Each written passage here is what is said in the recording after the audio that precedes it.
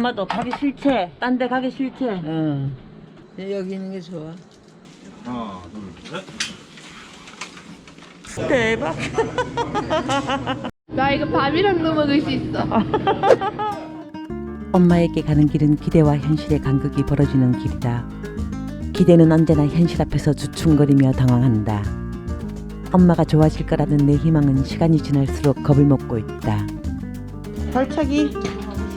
나아지는 속도가 너무 미미하기 때문이다. 그래서 엄마에게 가는 길은 불안으로 두리번거린다. 얼마나 좋아졌을까? 집으로 돌아올 수는 있을까? 비슷한 시기에 들어온 다른 환자들은 조금씩 걷고 있는데 엄마는 아직 서 있는 것조차 불안하다. 동생이 왔다 갔는데도 다음 날이 되면 기억을 못하고 언니가 왔다 갔는데도 언니를 한 번도 본 적이 없다고 하신다.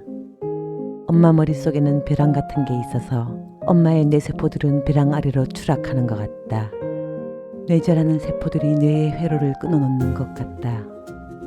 엄마의 시간은 역류했고 나는 그 물살에서 허우적거렸다.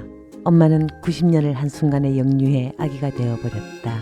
나는 간병에 동참하다가 허리 협착이 점점 심해졌고 무릎에 연골주사를 맞는 일까지 생겨서 간병사분께 일임해버렸다.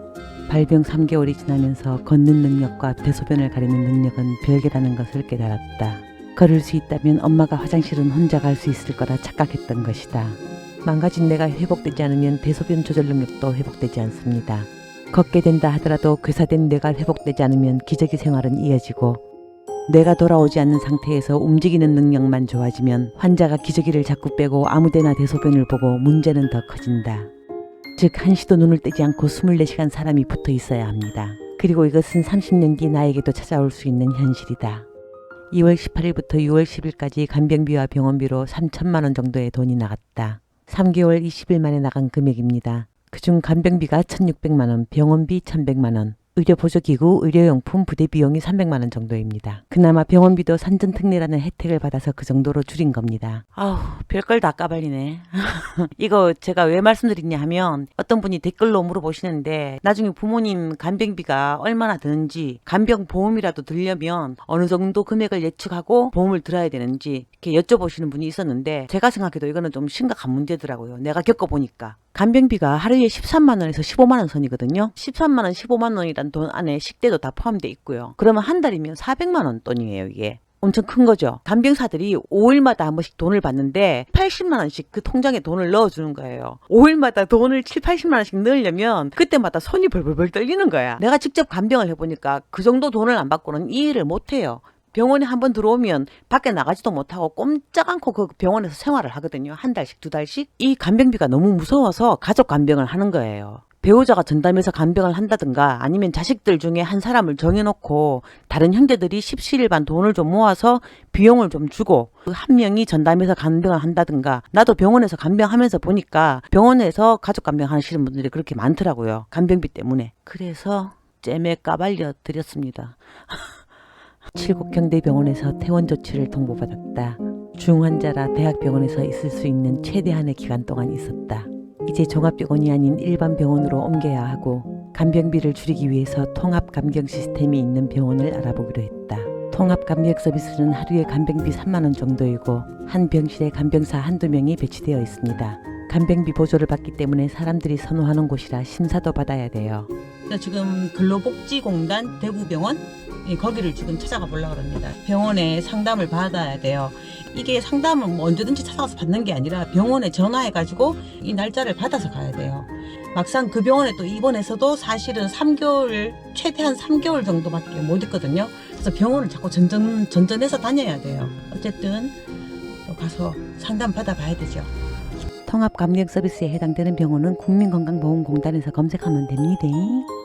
상담을 받고 나왔는데 이 병원에서는 환자를 받아줄 수 있다.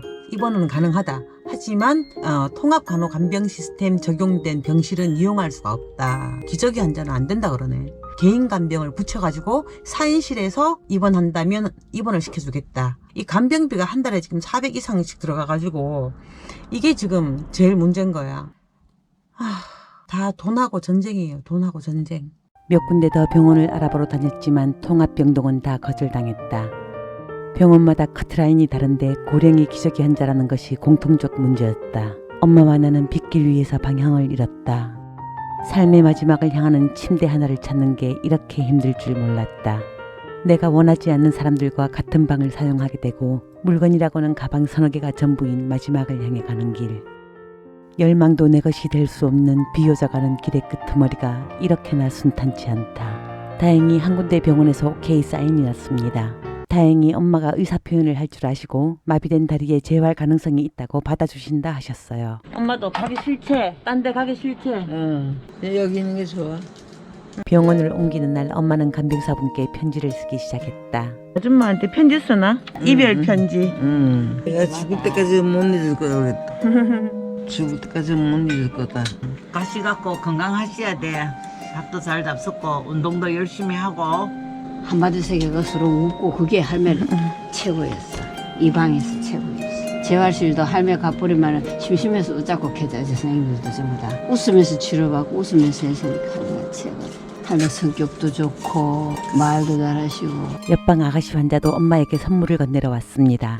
할머니 이거 간식으로 드세요. 다른 학교 가서. 아이고 너무 고마워서 어떡해. 할머니 가서도 운동 열심히 하세요. 야, 이게 무슨 돈이 때문에 하냐? 대출 냈어요, 대출. 백색 병동에서도 사람들의 온기는 한창입니다. 아가씨 둘이가 또 세상에 가는 마당에 그냥 과일 주스를 사가 그 한 통을 다 드리고 할매한테 얼마나 잘했는지. 엄마 인기 할머니 했잖아, 인기 할매.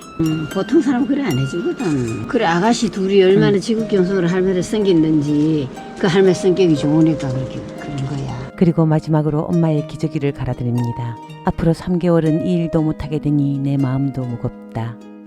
아이고 시원하게 잘 갔다. 아이고. 이사가는 병원에서는 면회가 금지되어 3개월간 엄마와 이별입니다. 앰뷸런스 이송팀이 도착하고 엄마가 옮겨지는 걸 지켜보는데 늦고 아래에서 뭔가 뜨거운 것이 올라왔다. 하나, 둘, 셋. 어머니 차 타고 가는 거야. 어머니 연료차 타야 돼요. 이거는 그 환자 같아. 이렇게 엄마는 구급차를 탔고 나는 내 차로 뒤따라갔다. 할머니 안녕히 계세요. 운동 많이 하고 건강하세요. 말씀을 못하시는 앞침대 할머니는 내 손을 놓아주지 않습니다. 올라간다 지금. 아이고 어쩌노. 할머니 헤어지기 싫어가 그죠? 아유, 내가 우리 할매 때문에 눈물 난다. 사람과의 온기가 이어졌다가 떨어질 때는 늘 아쉽기 마련이다. 나도 모르게 손을 한 번 더 잡아드립니다. 새 병원에 왔다고. 여기도 좋지 깨끗하고. 개인 간병을 못하고 통합 간병 시스템을 이용해야 하는 금전적 현실과 당분간 못 만날 엄마에 대한 미안함이 돌덩이로 가슴을 짓눌렀다. 엄마와 헤어져 돌아오는 길은 현실을 딛고 다시 기대로 이어지는 길. 조만간 일반 병원의 면회 금지가 풀어지길 기대한다. 그리고 현실은 무겁지만 희망 앞에서 나는 마음의 짐을 덜어낸다. 서울로 돌아온 나는 이웃집 꼬맹이를 만나러 갑니다. 이태원에 환전하러 같이 가기로 했어요. 누구 계십니까? 어디 갔어요? 야 너 옷 입고 나와 빨리 가야지. 넌 맨날 이 집에서 놀나? 이태원 바람 쐬러 가지 뭐. 환전하려고요. 환전. 달라 바꿔. 좋겠다. 기어자. 뭉크라 크면 다 할 수 있다. 너 오늘은 옷 이쁜 거 입었네? 신났어. 너 사람 왜 이렇게 많아? 정신없는 도시입니다 이게. 이 불야성의 도시다. 불야성의 도시. 여기 10년 전에 내가 술 먹고 꽐라 많이 됐던데요. 꽐라. 근데 아직도 이제 이런 노점 있잖아. 노점. 이런 노점 보면 아직도 술 생각이 살짝 올라온다니까. 아이고 이제 힘 딸려요. 옛날만큼 안 돼요. 그래서 술을 못 먹다니요. 완전 외국이지. 유럽 온 줄 알았어. 여기는 어디 무슨 영국 같다. 야 영국 펍에 온 것 같다.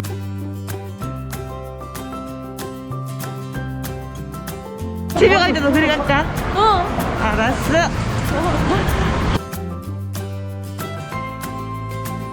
맥도날드가 막 끝나더라 아이가. 프랑스 말로? 그냥 이모 말로. 이리 오너라 어디 보자. 어디 보자. 열심히 찾고 있는 여기 모짜렐라 4조각이 있다. 근데 4,000원. 이거는 2조각인데 1,500원. 어떤 게 더 싼 거 있어? 아니 근데 요거는 이거 4개 하면 3,000원인데? 똑같은 거야? 그럼 이거 그 두 개. 요거 두 개.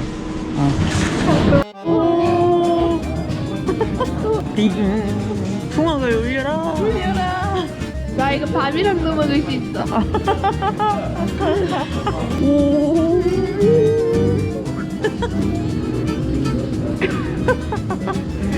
대박. 힘든 며칠을 보낸 나에게 꼬맹이가 위안을 준다. 엄마 세대를 대신하는 신세대의 느낌은 이런가 보다. 꼬맹이는 모르고 있지만 오늘은 내가 위로받는 날이다. 다음 영상은 베트남 영상으로 찾아뵐게요. 영상 봐주셔서 감사합니다. 피스.